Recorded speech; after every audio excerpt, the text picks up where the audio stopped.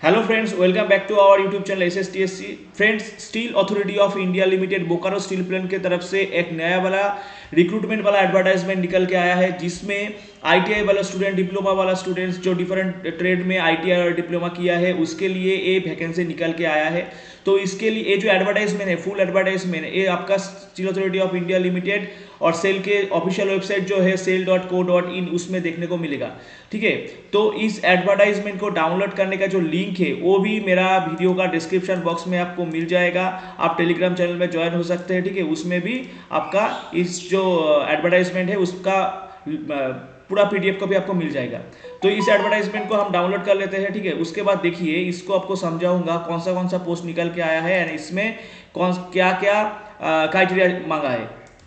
तो फ्रेंड्स, ये है आपका डिटेल एडवर्टाइजमेंट, देख सकते हैं आप, steel Authority of India Limited Bokaro Steel plant. ठीक है, एंड आपका जो एडवर्टाइजमेंट नंबर है, ठीक है, एडवर्टाइजमेंट जो नंबर है ये इधर में देख सकते हैं आप, एडवर्टाइजमेंट नंबर एंड डेट। ठीक है, एंड देखिए ये इसके में कौन सा पोस्ट आया है। मैंने पहले OCTT वाला जो पोस्ट उसको हाईलाइट करूंगा। ठीक है, ठीक है, तो देखिए BSL मैकेनिकल का दोनों पोस्ट दिखाई दे रहा है।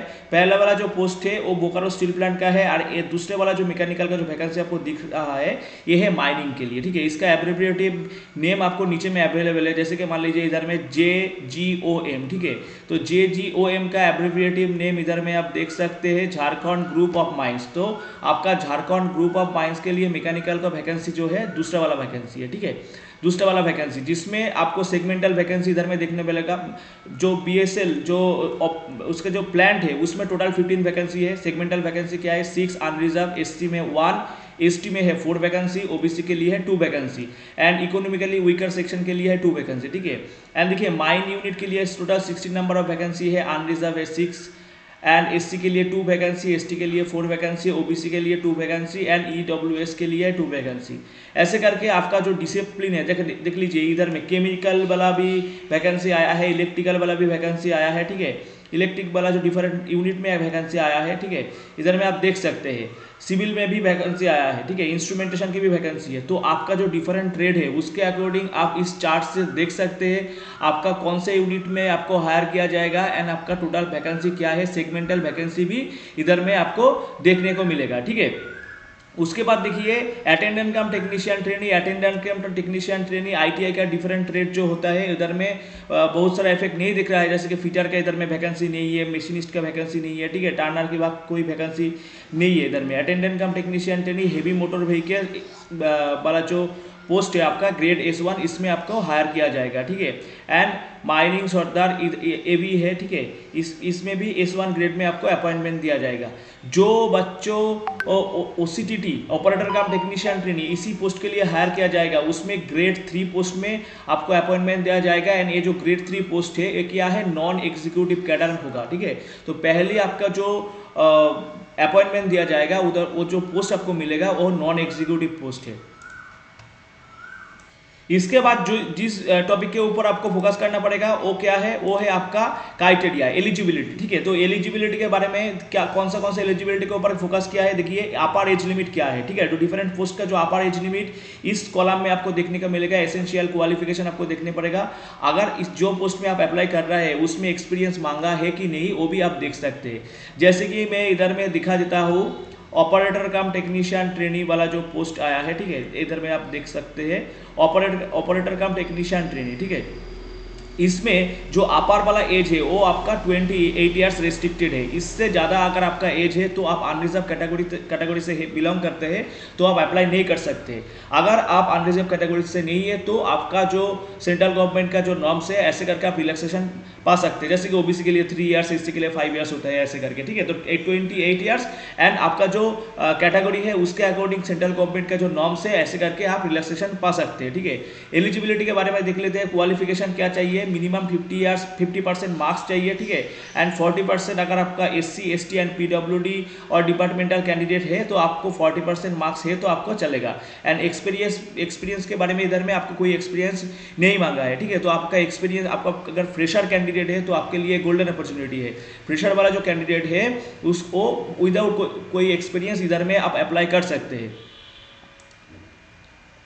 उसके बाद कोई कुछ फिजिकल स्टैंडर्ड भी दिया है, इधर में आप देख सकते हैं एग्जीक्यूटिव कैडर के लिए कुछ physical standard and male and female को डिफरेंट है फिजिकल स्टैंडर्ड, ये आप देख सकते हैं। नॉन एग्जीक्यूटिव अगर पोस्ट है आपका तो आप वो भी देख सकते हैं आपका क्या फिजिकल स्टैंडर्ड मांगा है।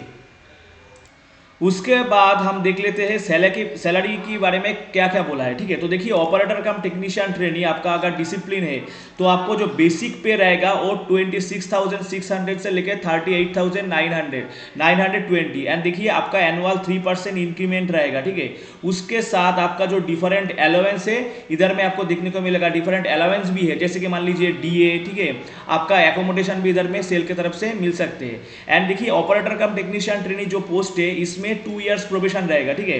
तो पहले ईयर में अगर आप ऑपरेटर कम टेक्नीशियन ट्रेनी है आपको मिल जाएगा फर्स्ट ईयर में 16,100 पर मंथ एंड आप सेकेंड ईयर में आपको मिलेगा 18,300 पर मंथ, ठीक है। एंड उसके बाद आपका जब आप कॉन्फर्मेशन आपका होगा तो उसी टाइम आपको जो सैलरी ऑफर किया जाएगा वो है 26,600 एंड आपका 3% एनुअल इंक्रीमेंट रहेगा, ठीक है। एंड आपको अपॉइंटमेंट दिया जाएगा नॉन एग्जीक्यूटिव वाला जो पोस्ट मैंने पहले भी बताया उसमें।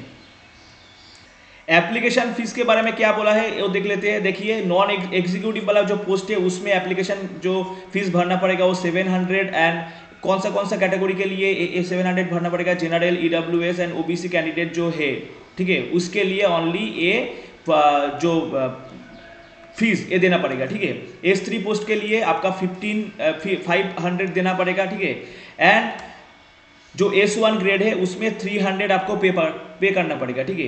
एंड देखिए प्रोसेसिंग फीस कौन सा कैटेगरी में देने पड़ेगा, अगर आप SC से है, ST कैंडिडेट से, और PWD candidates, departmental candidate, ESM वाला कैंडिडेट से, तो आपको ओनली प्रोसेसिंग फीस देना पड़ेगा, ठीक है। ये प्रोसेसिंग फीस आपका इधर में रहेगा।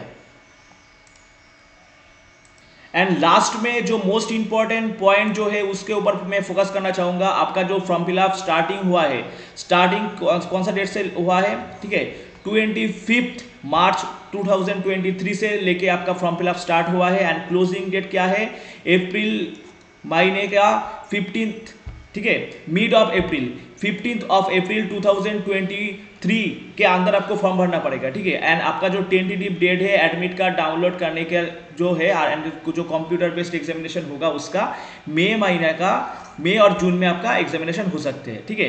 तो देखिए फ्रेंड्स आप जल्दी से जल्दी करके फॉर्म फिलअप कीजिए, क्योंकि आप जब लास्ट डेट के बगल में आ जाते हैं तो क्या है सर्वर में इशू आ सकते हैं, ठीक है। एंड प्रिपरेशन अच्छे करके लीजिए। इसी एग्जामिनेशन के लिए जो सजेस्टिव क्वेश्चन बैंक है, ठीक है, वो मेरा चैनल से अवेलेबल रहेगा। एंड जो students Durgapur steel plant and Banpur steel plant का जो एग्जामिनेशन 5 अप्रैल 2023 में दे रहा है उसके लिए भी लाइव स्ट्रीम मेरा चैनल में रहेगा, आप देख सकते हैं। अच्छा करके प्रिपरेशन लेते हैं एंड मिलते हैं नेक्स्ट वीडियो में, तब तक के लिए सब अच्छा रहिए।